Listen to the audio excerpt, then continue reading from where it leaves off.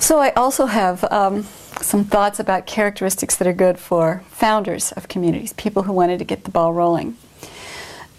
I would want them to have all the same characteristics that I hope for in a person who joins a community, which is a willingness to contribute, humility, what can I learn here, confidence, yep, I can help, responsibility, and willingness to work.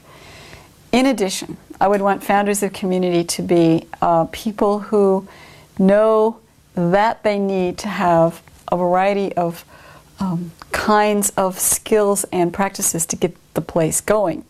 So not one person necessarily has all of these qualities, but I'd want them to respect and want these qualities and skills in the group. So left brain skills, budget, strategic plannings, cash flow projections, contracts, agreements. How do we work with lawyers? How do we work with realtors? How do we work with zoning officials and city planners or county supervisors? How do we learn what is needed in order to pull off something of this magnitude? How do we work with money and finance? How do we work with real estate lawyers, escrow, title companies, yada, yada, yada. And right brain, heart things. How do we have trust and connection? What do we do to build trust and connection?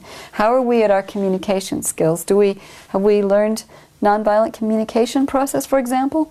Are we learning and practicing shared, fair, participatory decision-making, such as consensus or its many modifications, or sociocracy, or one of the ways where we all have input into a decision? Are we really clear about how a well-running organization functions? Do we have clear agreements about who is a visitor to the group? When are they a member of the group with decision-making rights and privileges? What are our criteria and our qualifications for becoming a member of our forming community group? Have we thought about that? Should we? Yes, we should.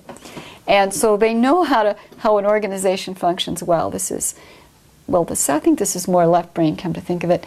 But in terms back to right brain, they know how to vision together and to share from the heart, honestly, to be kind of open and transparent and self-revealing. This is who I am. This takes all kinds of training, I'd say, and willingness, and it's not always present in people who want to start community, but it's very, very helpful. Left brain and right brain, head and heart skills are needed. A common mission and purpose, and knowing that that's important. That's not a quality so much as that's a requirement of the group. We have a shared mission and purpose. We know why we're doing this community, who we are, what we're going to do, why we're doing it. We're all on the same page, going down the same road to the same destination. If our mission and purpose statement is vague, flowery, overly New Age, or spiritually pretentious, it's not as likely that we're going to succeed, because we need something more concrete and realistic and clear so that we know, yep, that's where we're going. So it helps to have confidence as a founder. It helps to be a visionary. And here's what I mean by visionary. I can see a thing that's not there, but I can see it. I know it's there. It's just not physically present yet. It's our future community. And I am able and willing to share this picture of this future community with others to the point where they can see it too. And together we co-create it. We're sort of like making an astral soup with our mini astral vegetables that aren't in existence yet, but we can taste it. And so we're making reality happen by how we're co-creating and visioning. So that's important for a founder.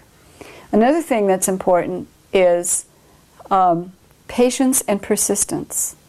I have hardly ever known of a group that didn't have setbacks, frightening, scary things happen, sort of cliff-hanging tipping points, if you might say, to mix metaphors, and they had to go,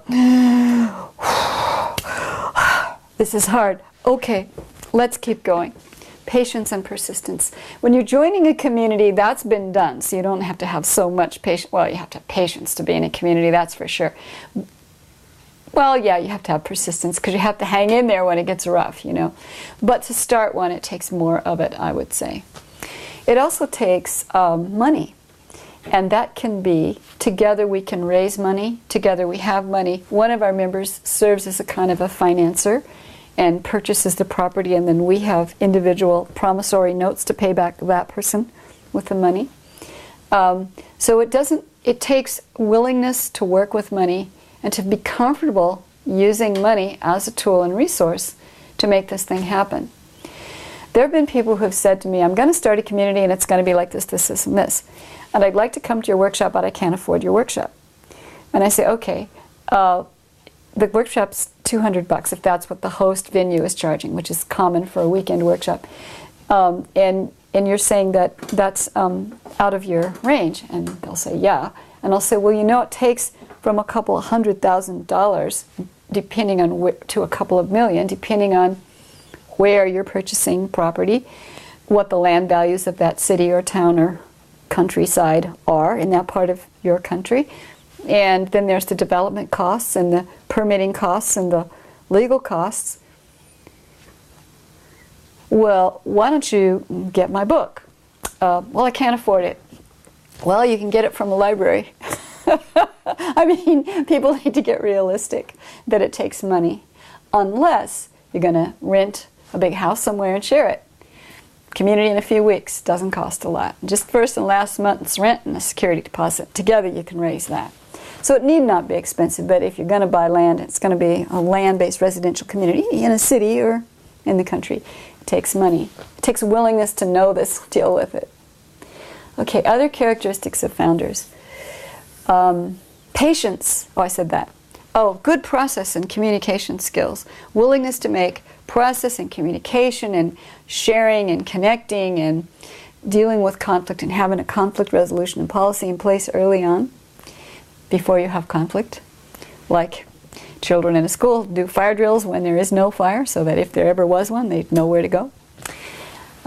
It takes willingness to pay attention to and care about that. So in a forming community group, some people might know a lot about and be skilled at communication and process.